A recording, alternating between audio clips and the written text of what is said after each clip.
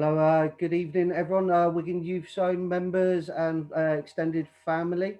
Welcome along to a very special chat that we have tonight. I'm very happy and delighted to say hello and good evening to Roberto.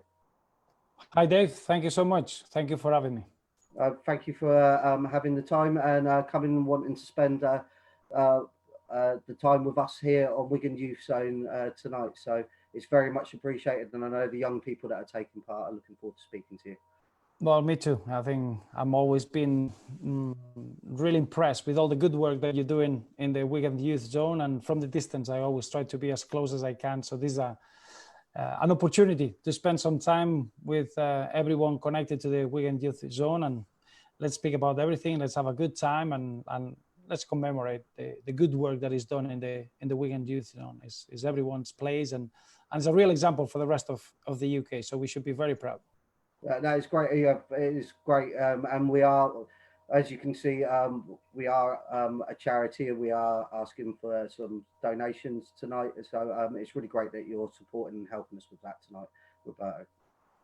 I know that is a fantastic role, and it's always very, very difficult. And all the charities, you need the support. That's why I've been a patron now since the start of it, and I value massively the job that is being done in the building, outside the building, with the community that's being created, and we all need to be very proud. But it is true that to keep it going, we need to have that donation. So it would be great if tonight we can get a little bit of help towards the magnificent work that is going to be carrying on doing over the next few months.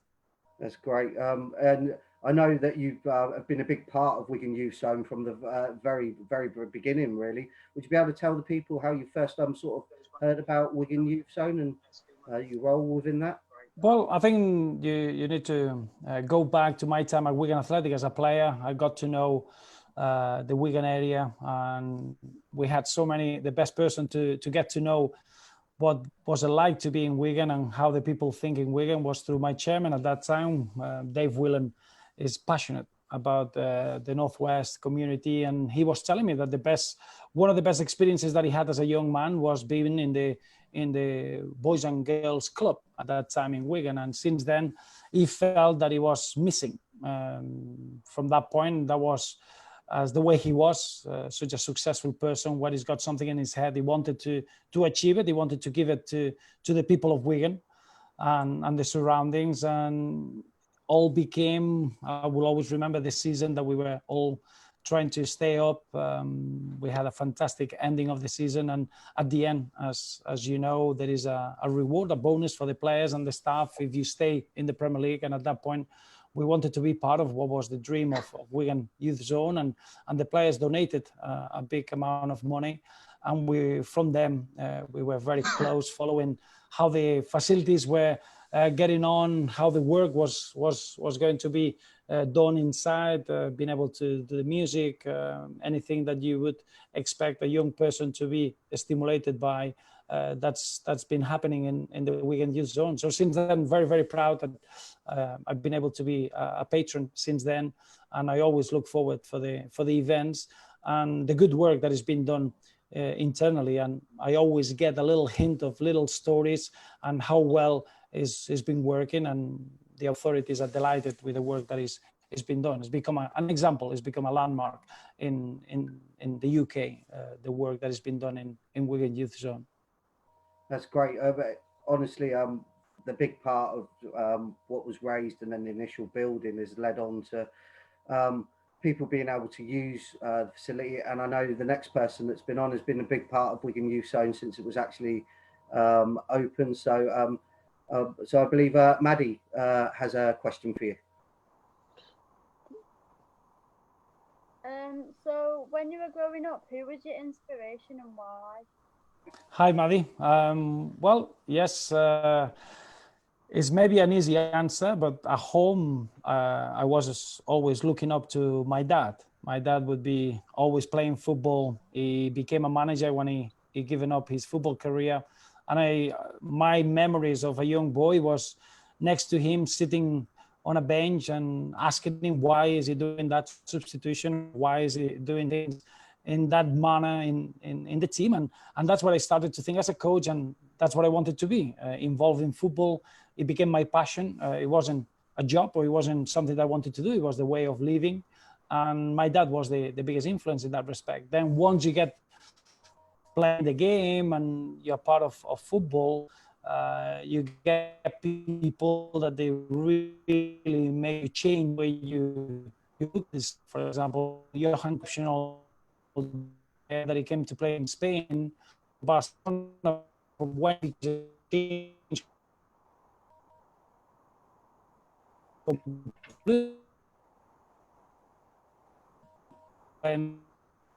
of that really hit home in the way that he was so clear and so drastic in the changes that he brought at Barcelona.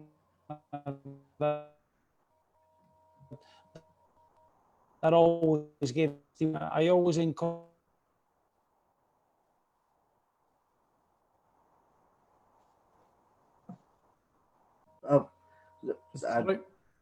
Yeah, sorry, we're just checking. It is live, so we are just checking the sound and everything. So apologies, anyone, but like we said, we are live, and Roberto is being great with us. So hopefully that's if there was a little bit of a sound issue there, that it's sorted out now. Can you hear me okay, Roberto? Yes, I do. We're back. Yeah. We're back. Yeah. Now I was talking to Maddie's question, and a little bit. I always encourage everyone to follow the work of other people and try to understand why, and then you get a lot of stimulation. I could mention a few managers that they brought something different. I don't know if you remember, it was a Colombian manager called Bruyne in the 80s. And he was very different. He came to Europe, and the way he worked, I was really impressed by the work of another Italian manager called Arrigo Sacchi with Milan. Another one, John Benjamin Toshek, that is Welsh, but he had a fantastic career in Spain. So I always took different things, but probably the one that it gave me that belief that you can try to work hard for whatever you feel that you want to do was seeing my dad. He always did everything with a purpose, and the one that I took the love for the sport and for football. That's great. Thank you for that answer, Roberto. And I know Arrigo Sacchi, for me growing up, a famous Milan side, and Marco van Basten was a big one of my favourite players. So for the coach that he was in that very famous side that won European Cups in the late 80s and early 90s was. So I know he still has a big influence today, Arrigo Sacchi's tactical and roles were. So now I think he brought that Wigan structure that sometimes we were not used to in the game. It was more accumulation of players and trying to bring the talent of the players, but Arrigo Sacchi brought that structure, making a real clear way of playing, allowing players to have different roles. And you mentioned they had 3 Dutch players at that time in that AC Milan, Ruud Gullit, Ray Hart and Marco van Basten, and it was a real shame that Marco van Basten retired so early, because it was a joy to watch that team. Yeah, it really, really was. We're going to move on now. We've got another member. So we've got Dylan, who will be joining us very shortly, who will be asking you a question. So over to you, Dylan. Hello. Hi, Dylan.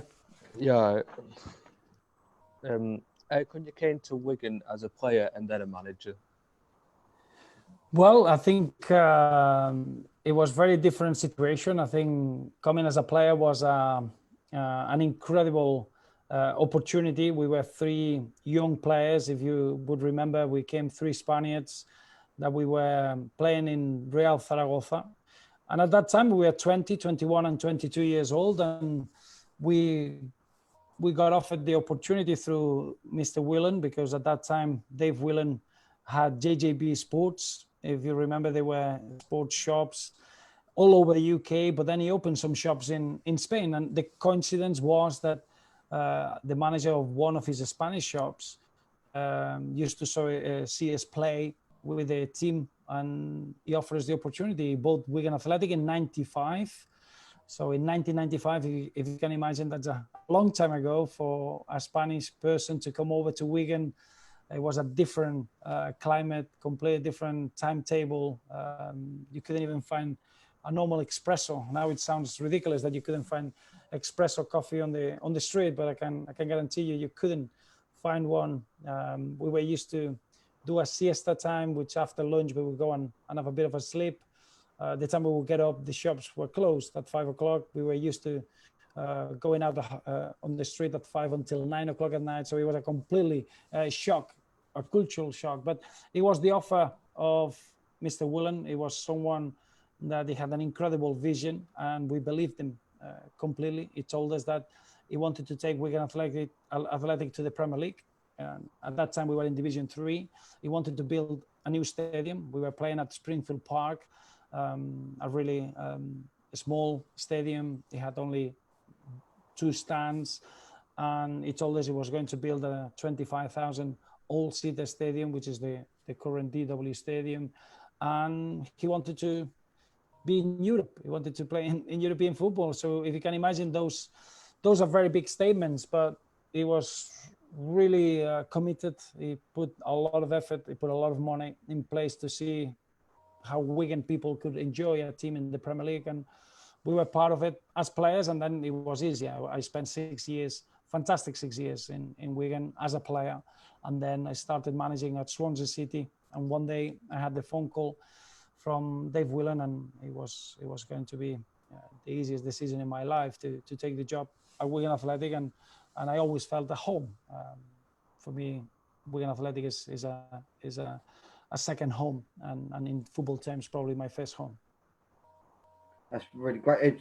I can imagine, yeah, the warm climes of Wigan from the, I imagine, very cold parts of Spain that you came from, Roberto. I bet that was a big shock to the system, wasn't it? It was a shock, but I think I learned very quickly. They told me, I used to moan a lot about the lack of sun and the weather, and they told me very quickly, so there's no such a thing as bad weather, it's bad clothing. So if you need more clothing, do that, but you shouldn't stop doing the things that you've been doing in Spain. If you want to go out, but dress yourself accordingly. And I learned that lesson very quickly, that the weather is just an excuse not to do things. The real important aspect is what you want to do, and the people, the places, the weather, all these aspects should be something that it shouldn't stop you from achieving what you want to do. Yeah, you are very correct there. I think we all get used to our Wigan tans over time, and we're going to go on now to Olivia is going to ask you a question. So over to you, Olivia. Thank you, Dave. Hi, Roberto. Hi, Olivia. How are you? Good. What has been your highlight of your managing and playing career? Oof.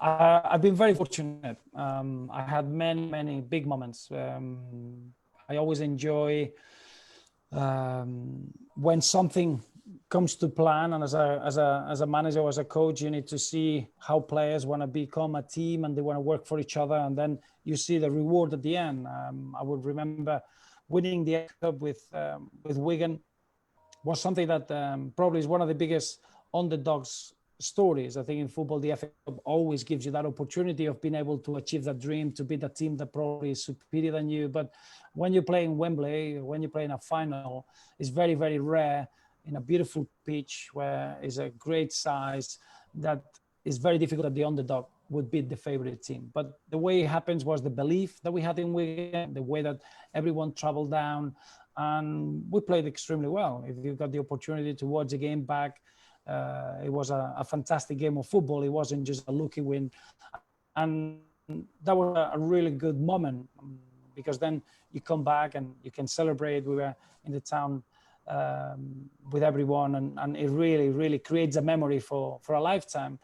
Then with Belgium, we won the bronze medal, and we played a game against Brazil, which when you're a little boy, you're kicking the ball on the street, and you always pick a team, and you always pretend to be a nation, and the nation that you want to beat is Brazil. They won the World Cup 5 times. It's the only team that they've done it, and to experience that firsthand and being able to beat them and get through and qualify for the semi-finals was a beautiful moment. but I had fantastic moments, and maybe the first time that we beat that top 4 team, Wigan Athletic, we were in the Premier League and we played over 30 games with the top 4 teams, and we never beat them. And it almost felt a psychological barrier. And we managed to beat Chelsea with a new coach, Carlo Ancelotti, and they won the double that season. And we beat them 3-1. And it was a fantastic performance. And for the first time, we saw a DW Stadium celebrating a big win against a top 4 side. And probably those are the moments that you really treasure. But I've been very fortunate. Yeah. You very kindly didn't mention about the team that you beat in the World Cup semi-final, but no, it was a great World Cup for both. When you go to the World Cup, you consider success if you can play 7 games. If you play 7 games, it means that you're going to play in the big final or the small final for the bronze medal. Then, of course, there are many factors that and small differences to be able to win a medal or not. But it was a fantastic tournament by England, and it was a success. But obviously, when we got into the small final, only one team could win, and I was delighted that we played extremely well. Yeah. Well, that's great. Thank you for that, and a really, really great question, Olivia. And so it's going to lead on next. We've got Corey, who's going to join us, Roberto. Brilliant. Yep. Hello, Roberto. Hi, Corey. I was just wondering, who was your favourite player to coach when you were coaching at Wigan? My favourite player? Yeah, Wigan. Sorry, Corey. Who was your favourite player to coach at Wigan? Very. It's difficult sometimes as a coach or as a manager when they ask you about a player. It's almost when you got children, they ask you to pick one of the kids. It's always an impossible good answer. I think I enjoyed. Remember that we started at Wigan changing the way of playing. It was a big culture shock in football terms. And then as a player, you always feel, I've got a decision to make. Do I really want to do the new style, or should I stick with the way I've been playing? And I must admit, it was fantastic to coach that environment of welcoming change. We wanted to learn, and we started to becoming a team based in possession, and I really enjoyed that mentality change. And I couldn't highlight one player because is the real strength that we end up having is that we were a team that we loved playing for each other. We were always going out on the pitch believing that we could beat the opposition, whichever team we played, and we end up beating. If you look at it through the seasons, we beat Manchester United, we beat Manchester City, we beat Liverpool, we beat Chelsea, and that was down to that belief of wanting to change and wanting to work for each other. So I couldn't answer and give you one specific name, but I would say that attitude of wanting to change is something that we all should appreciate. In life, you will get situations that you have to be out of your comfort zone, and you have to decide if you want to change and adapt or not. And I would encourage you to, all of us, get out of the comfort zone. And sometimes you want to just welcome change. And that's what I enjoyed at Wigan Athletic. That dressing room wanted to accept, okay, if we want to be achieving things that we never done before, we have to do different things. And that means we need to change. So I would tell you that was the most enjoyable aspect for me as a manager, to be able to coach that rather than just an individual, because we had fantastic individuals. I could give you from Charles Nzobia that at that time ended up playing for France, and then Tom Cleverley ended up playing for England when he went to United.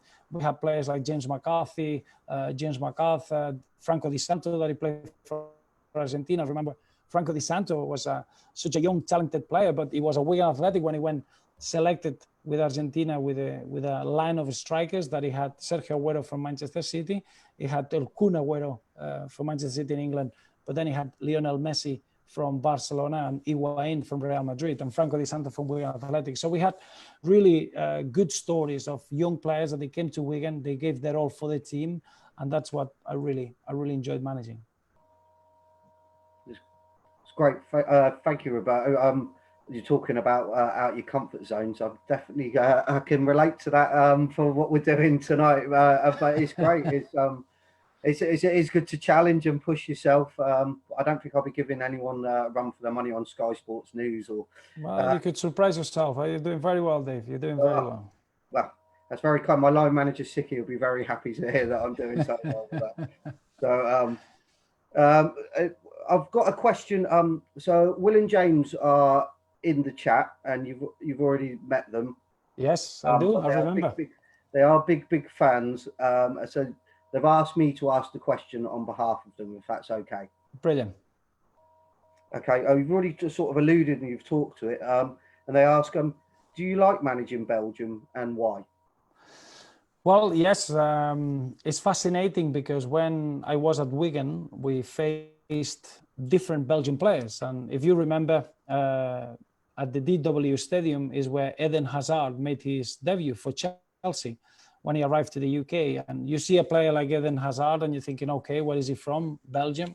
That's an interesting nationality. And then you play against another player, and that could be Marwan Fellaini at Everton, and it's a completely different profile. Then you got Kevin Mirallas, that he was at Everton. Then you got Romelu Lukaku when he arrived at Chelsea. And then you got Jan Vertonghen and Toby Alderweireld at Spurs. You had Thibaut Courtois at Chelsea. So the amount of players, they are so different. And that was very intriguing. Then Kevin De Bruyne signed for Manchester City after arriving from Belgium to Chelsea.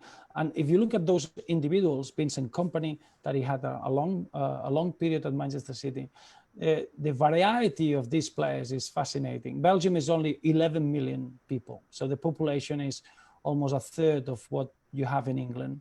And to have that amount of quality, that always intrigued me. So 95% of the players in the national team in Belgium, they play abroad.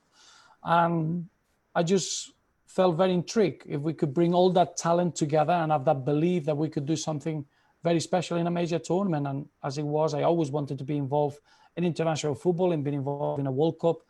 And that was the opportunity. Since then, we've been able to play very well. The players are growing all the time. We've got good young talent. And the last 16 months, we've been number one in the world. And you see that Belgium is a really interesting country to produce very different type of players. And that was the intriguing factor. Would you say that's because obviously you had that the experience of like managing in the Premiership when all these Belgian players were coming in. So did that give you you could hit the ground running really quickly with that?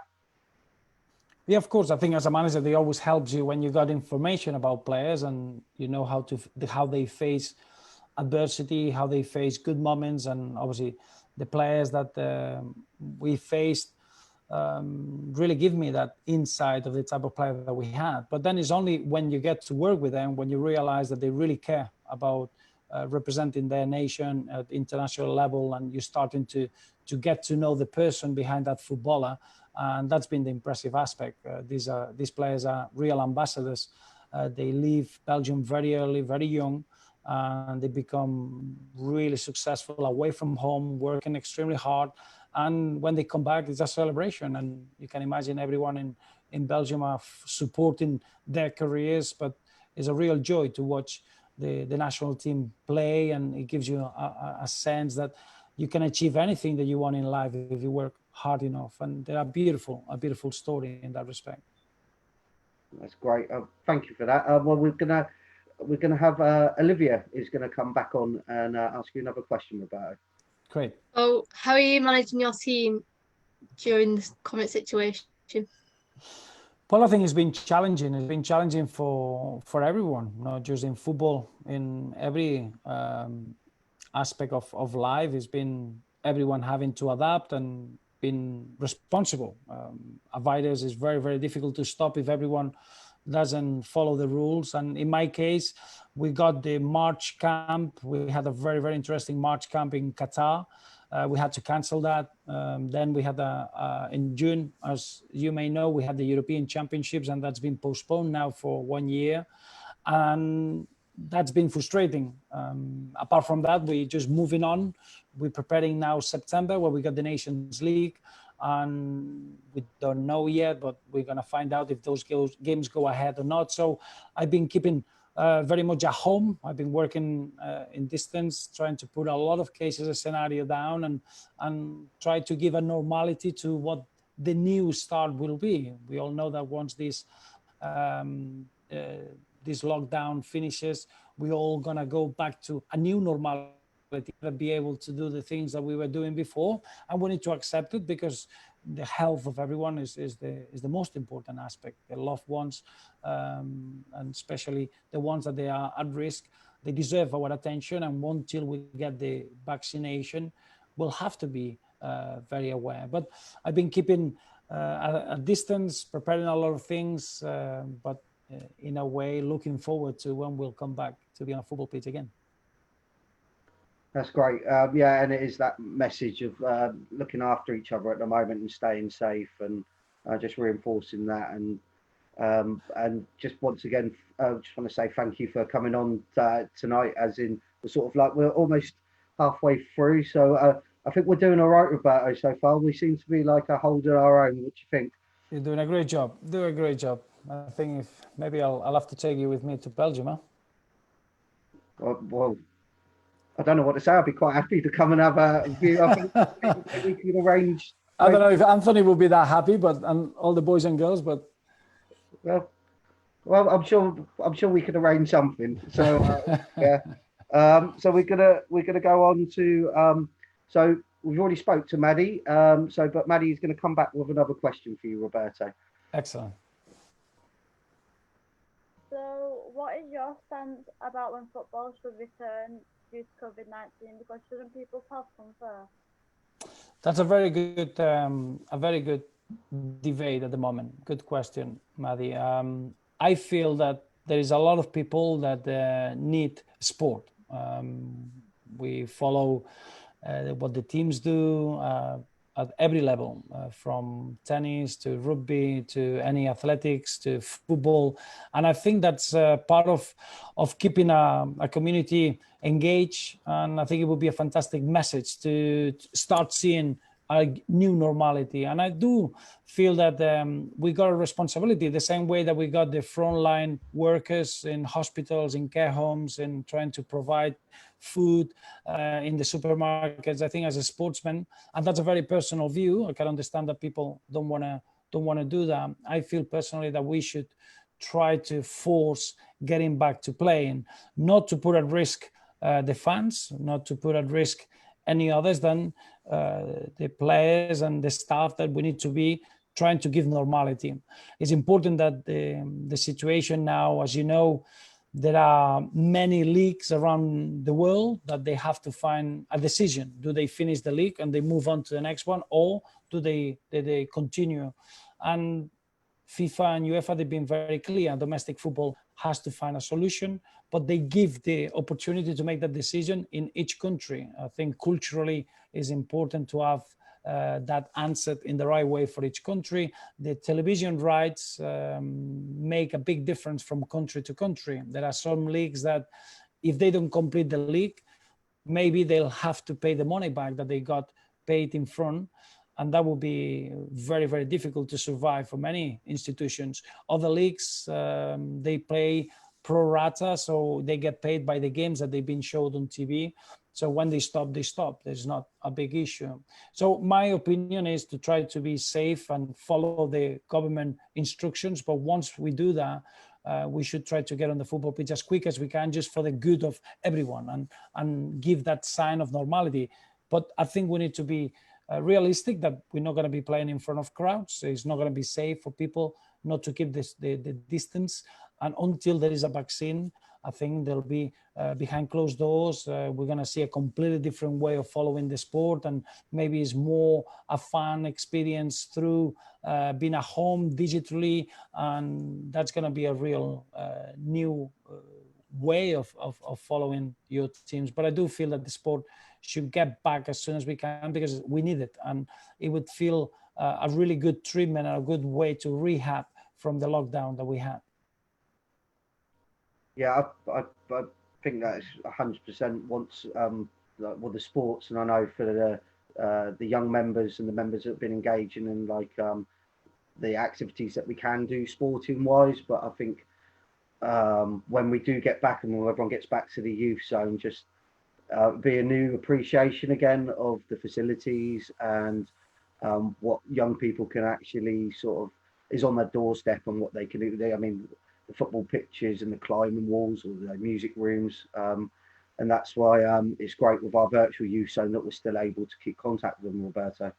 Absolutely. No, it's important that we need to be safe and we need to take the measures, but it's important to get back to normal as quick as we can. And sport is part of our lives, and following sport help us to get inspired, to get really fresh and allow you to achieve what you want to achieve, your own goals.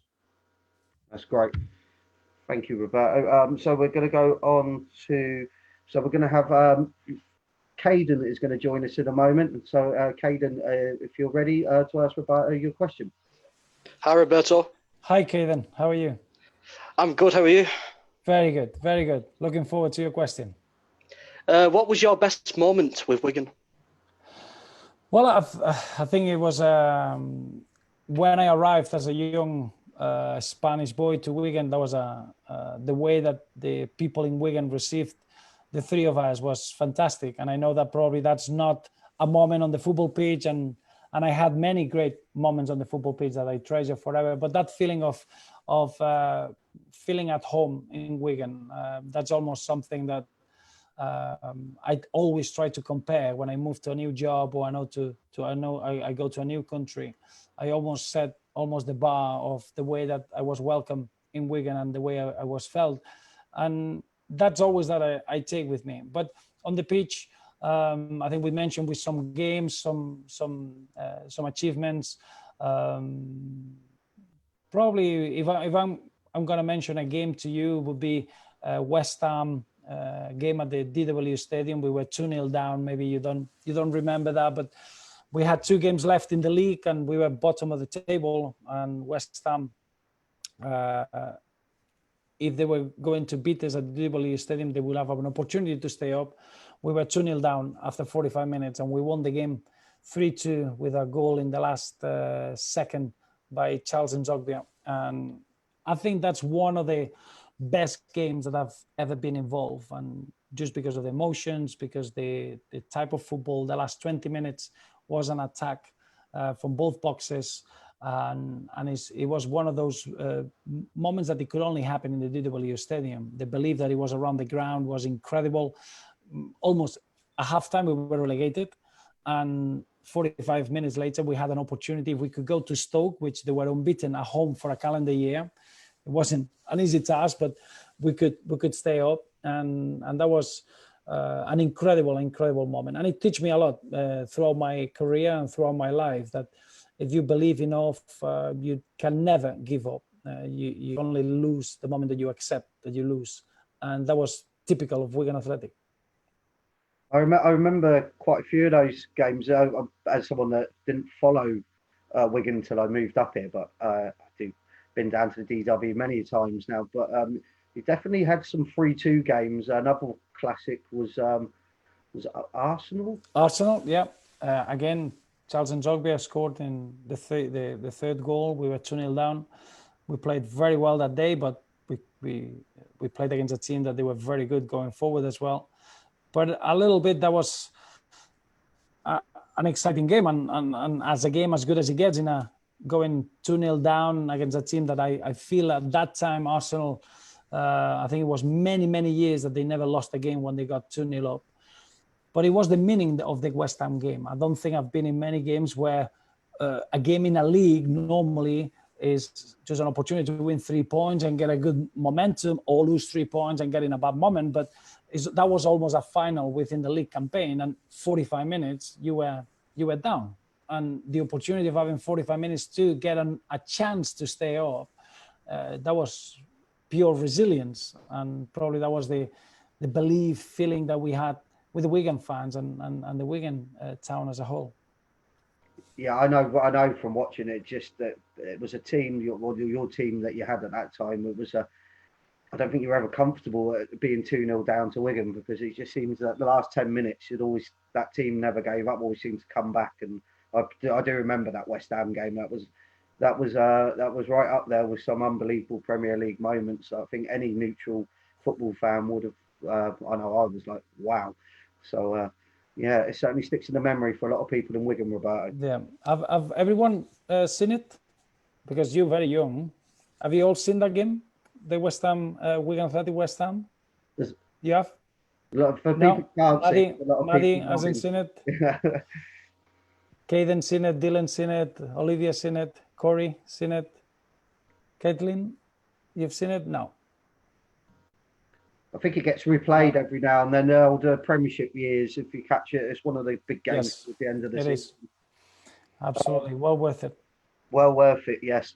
So we've got another young person that's going to come on. We're going to have Caitlin that's going to be joining us. Roberto, are you okay, Caitlin?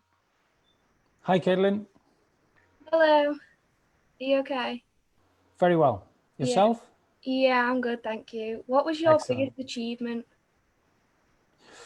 Learn English in 6 months, probably. That was. I will always remember when we arrived in Wigan. Maybe they didn't know, but we couldn't speak a word of English. So we have 3 Spanish boys, very young. I did English at university, but it was everything always reading or writing or the grammatics, but never speaking. And the first day that we signed, we had a press conference and we had a reporter asking us questions in English. So it's almost, imagine yourself now going to Spain and someone asks you something in Spanish, no translation. And from that point, we got so frustrated that we said we need to learn English as quick as we can. But obviously we were living together, so we spoke Spanish probably 23 hours a day, and only 1 hour we could try to learn English. And it was quite an intriguing process, but it was an enjoyable way of doing it. But I think the achievement was just to feel at home. I know that I could mention a lot of games that you've seen, and we got promoted playing at Springfield Park. At that time, we got out of the old Division 3. We went to Division 2, which is harder than you think when you start a new project. Mr. Willen was starting to get almost the dream alive, and those promotion campaigns as a player was they were very, very important in my career, and the way that I could see the game and the way that I would like to become a coach at the back of my experiences as a player, that it was difficult to fit into the British game. I was a technical player, a Spanish player, that I was based in a completely different way of playing that we were used to in England. So I had many big moments, but I think being able to adapt, to accept that, okay, this is not the way I've been brought up, and is really good. So why should I just keep looking at the things that I haven't got? And I need to learn English very quickly. I need to get used to what is expected about the English food and the way of living. And that was my biggest achievement as a human being, that I didn't start thinking about the things that I was missing in Spain with my family. I decided to accept the challenge and get to know people in Wigan and how the things are done in the northwest of England. And then you got a really good opportunity to choose how you want to do things. And I would say that was my biggest achievement, to be able to adapt, to be able to open up. And at the back of it, I'm very humble of the experiences that I've been able to have. And did you, when you were learning English, I know when I moved up here from down south, I've had to learn certain new words. Is there any Wigan words or Northwest words that have stuck in your head? Well, many. Yeah, sometimes there are words that all of a sudden you want to look in the dictionary and you don't find them, and it's part of the slang in Wigan. I remember we were with Easy and Jesus, the 2 other players, and one day it was someone that he told them, "All right, cock," and they were so almost amused that there was an English line that we couldn't find anywhere. And as you know, the Wigan slang or the way to speak in Wigan is really friendly, and it makes you feel so at ease that you miss those key words and that accent when you're not there. Yeah, it's lovely because it's a lovely way of dialect that comes across, but it's a bit of a eye opener when you hear a couple of the words that come If you're a out. foreigner, especially if you're a foreigner, yeah. But no, it's great when you get used to it. And are you, Caitlin? Do you learn another language, or have you got interest to learning other languages? I'm currently learning BSL, so British Sign Language. Okay, wow, Yeah. that's very interesting. Fantastic. Is it difficult or? It depends. Like, Yeah, well, it's like hard sometimes, but then you just like try and try again. Of course. Well, good luck with it. Very impressive. Thanks. We have a lot of like young people that are learning sign language at the youth zone, and it's another way of, like you said previously, of people challenging themselves and Brilliant. learning new skills. Absolutely, that's a great idea. Great idea. Fantastic way to be able to communicate. Can never take that for granted. Never. No. We've got a couple of people. We've had quite a lot of members, which is great, and we're going to finish with a member when we come to the end. But we've had, as you can imagine, I've had to learn some new things and multitask here, Roberto. So doing very well, Dave. Very well. Oh, I am going to have a lie down after this. I'm not going to lie to you. We've had some people with some questions that have come in that are viewing. So I'm just going to kick off with one of them. And you talked about Belgium quite a lot. And I know as a football fan. So Eddie Cooper has asked, what's it like working with players like Edin Hazard and Kevin De Bruyne and Lukaku? Well, as you can imagine, these are players that they like things to be well prepared and to be perfect. Now, the level of these players to be able to understand what the team needs is quite incredible. Sometimes to try to learn some information or some practices that you need in a team structure, it could take a few sessions. I think with these players, all they need is a very clear visual, and the execution of it is quite unique. I would say that those standards are a real joy to watch. Sometimes you just sit back in training and you see the level of quality that these players can produce is really enjoyable. But I think what's very impressive is their attitude to try to help each other, and they know that they can be as good as the team is. So even as an individual, when you are so talented in a sport that you rely on your teammates, is incredible to see how they get to work for the team to become better. And that's something that maybe we don't see when we see players that they are so talented. It would be very easy to get frustrated or just work on their own game. The big quality that we have in the Belgium team is this is a team that is committed to the group, and the way they work is to become a team that they can perform at the very best individually because they play as a group. And some of the games were a clear example. In the World Cup, we had to face adversity. We played against Japan. We were 2-0 down. Another of the games that we're talking about, the overcoming a 2-goal lead, and the team reacted like a club level team, a team that knew each other, that knew how to get back into controlling the emotions and being able to perform in the highest level in a World Cup environment. And that's what the biggest enjoyment is with these players. Not the individual talent, but is the way that they want to use that individual talent in a form of a team. I know that I can only imagine, like, how many wow times is there in a five-a-side session that you, like, as an ex-player, that you probably look at them and go, that's unbelievable. I can't believe I'm seeing that. You do, yeah. No, you don't take for granted every piece of a skill or something that it seems very natural and normal.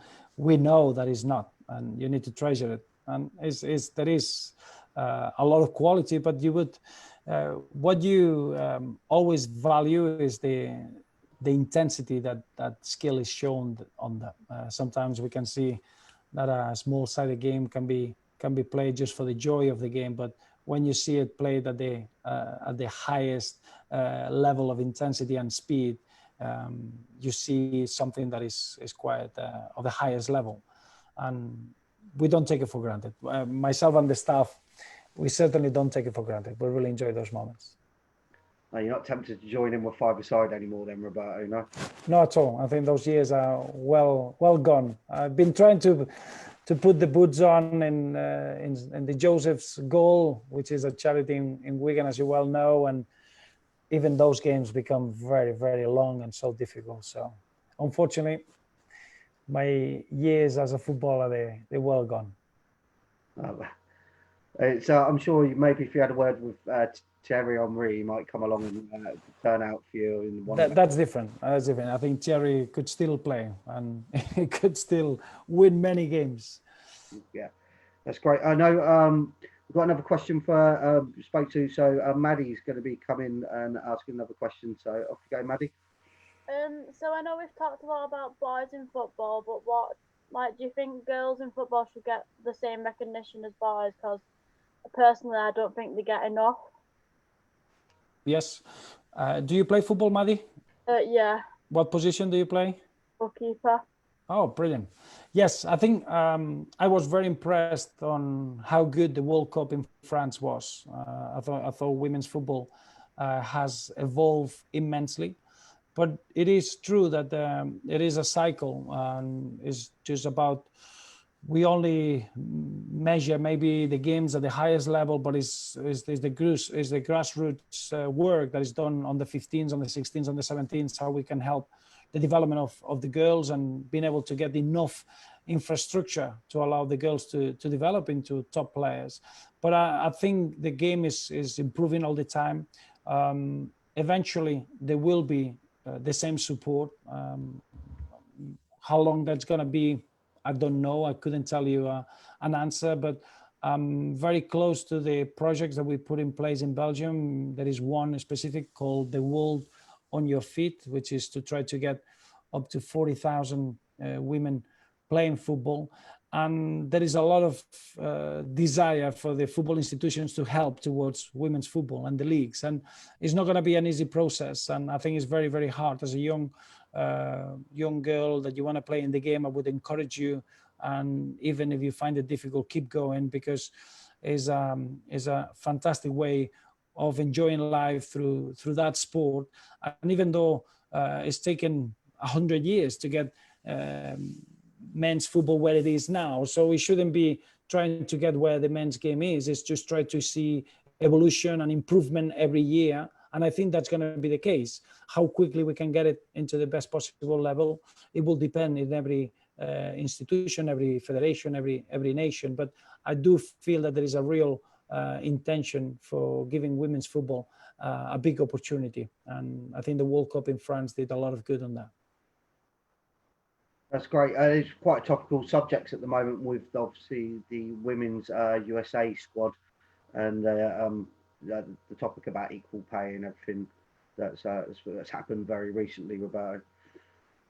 Yes, but I think they represent a very clear aspect in society that we all should be respect each other. We all the same, and it's beautiful to see in sport that as long as we got the same target to reach whatever we want to reach, we're all the same, and we should be treated in the same manner. And respect is the only value that it cannot be.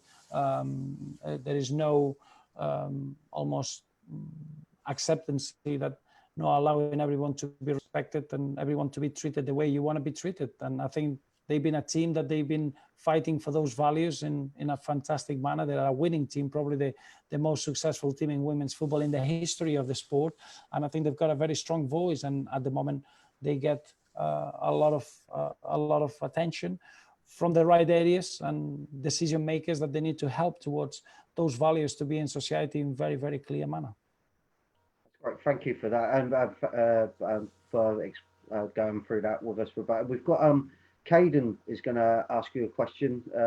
So Caden, away you go. How much faith do you have in the new generation of talents coming in Belgium? A lot of faith. It's not easy because obviously you're gonna come and try to replace players that they've been the best generation ever in Belgian football. But then in the other side, I see it as an opportunity to have a very clear guidance of where you need to get. So now when you see the players that we have playing in the national team, from Kevin De Bruyne, Romelu Lukaku, Eden Hazard, Dries Mertens, Axel Witsel, Jan Vertonghen, Vincent Kompany, Toby Alderweireld, Thibaut Courtois, at least every youngster, and we're trying to give them the metrics. They know where they need to get.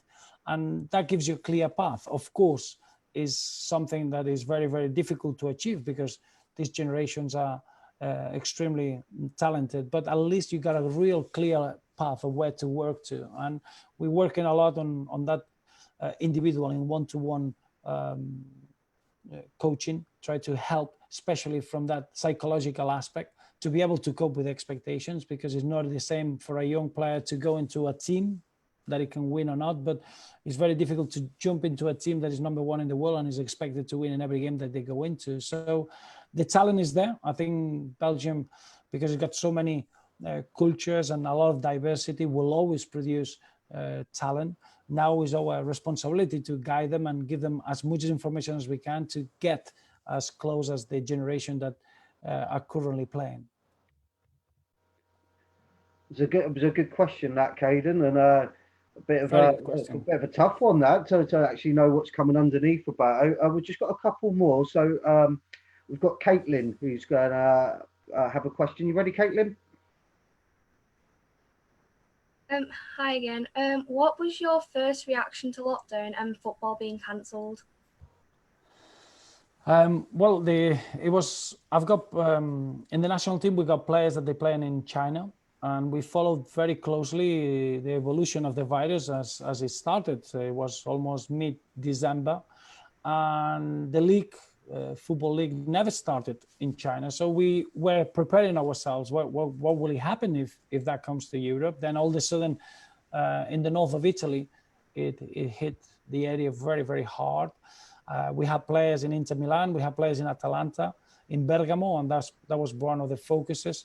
So at that point, I decided with the family to come to Pavel in the Wigan area, because we felt that here we could be closer to my wife's family and be in an area that we could be outdoors if it was needed. And we got prepared very quickly, so we could be as a family together and just be at home. And you have to be at home, and you have to take that responsibility of not spreading the virus, and then being able to work. And I had that structure that I've been able to work in the same way that I would do when I'm in the building of the federation. So I think we were in advance. We had the information needed to be able to have a good lockdown with the family and being able to treasure the time that we have with the family, be at home, and just help the incredible work that the NHS are doing with the people putting their lives at risk to help others, which is a beautiful, beautiful example. And from that point on, been very closely getting ready for when we can go back out, that we're all ready to treasure the things that we haven't had and become better people, because I think this is a good opportunity for all of us to treasure what we didn't have during the lockdown, and those relationships, that human touch, and all the aspects that you want to do now. Well, make sure we treasure them, and we can become better people at the end of it. That's great. Thank you, Roberto. I'm just conscious we're on the old countdown. We're on the old 5 minute, the clock's ticking. So, and I know we've had a lot of people coming in, and thank you once again for being part of this, Roberto. And I know people that are watching, please go and have a look at the Youth Zone, and if you can donate some money, that would be great. Please come and support us as a charity, and Roberto's giving your time. Thank you so much. We're going to do some questions, that just so we can, the people that have been watching, it can be quite quick questions, Roberto, is that okay? Yep. Excellent. Let's do it. Okay, so a couple of them, believe it or not, because in the Northwest it's Liverpool and Everton. So we've had Harry Copeland asking, instead of going to Everton after Wigan, would you have gone to another team? And that ties in with Steve Allison, who's asked, would you ever manage Liverpool? Well, I never regret any of my steps. Never. I really enjoyed my time at Everton. I treasure many great memories. We had 3 seasons that I had the ambition of seeing the Everton fans having silverware, and that was. We were very, very close. We got into 2 semi-finals domestically in Europe. We had a really good experiences. We finished very close to the Champions League in the first season, and we had real good time. So nothing to regret apart from now, even following Everton closer, and hoping that one day I can see Everton having the silverware that all the fans and everyone connected to the club deserve. And then in terms of teams, you never, I believe in projects. Nowadays is more the person that is behind a project. And if the person believes in your work and believes in what you can do in that football club, you have to be open in life and not, I'm a Spanish person that I left at 16 to go and follow my dream of playing football in Zaragoza, another city. From that, at the age of 21, I came to Wigan, and I've been 21 years in the UK, and then now it's been 4 years already in Belgium. I don't think I'm someone that I would say no to any project if the right person is behind it. That's great, but like, yeah, life is all about living and going and taking opportunities and having no regrets, and that's something that I try to pass on, and us as an organisation challenge the young people to go and be anything that they can be, because they really can. Absolutely. I think the failure in life is not trying to do something. Losing is not failure, it's the opposite. You learn and you follow your dream, and you get up in the morning and you be your best that you can in the people around you, and trying to achieve what you want to achieve. Being good people, good sense of respect of the people that is around you, and love trying to achieve what you want to do, and that's living life. And I think Wigan Youth Zone always had those values, and it's vital that you keep showing those. Yeah, that's great. Well, I really enjoyed chatting to you, Roberto. I'm not going to be the last person to speak to you. We've got Olivia who's going to join and speak to you, because that's the way it should be with a young person. But thank you on behalf of me and the Youth Zone. Thank you for allowing, for taking time out and chatting with us tonight. It's been a pleasure, Dave, and keep up the good work. Thank you for all the good work that you're doing in Wigan. And I know that Wigan Youth Zone is an example for many other places around the UK and in Europe. So make sure everyone enjoys the facilities, and keep pushing what the good work is. That's great. I'm going to hand you over to Olivia now, Roberto. Hi, Roberto. Okay. Hi, Olivia. Yeah, so on behalf of everyone, I'd like to say thank you for joining us tonight. It's been a pleasure. And hope you've enjoyed it. I loved it. It's been and there's really, something really extra for everyone watching it in the comments. If you'd like to donate, please text to 70085 and quote Wigan, WYZ Wigan. It's all in capital letters. Thank you. Excellent. Olivia, thank you so much for your kind thoughts and your really good message. Welcome. And as I say, try to finish the lockdown strongly and look forward to what's going to happen after the lockdown. But we need to beat this virus, and we'll do it all together. And it's been a pleasure. Thank you so much. All the best, Roberto. Thank you. Bye-bye, everyone.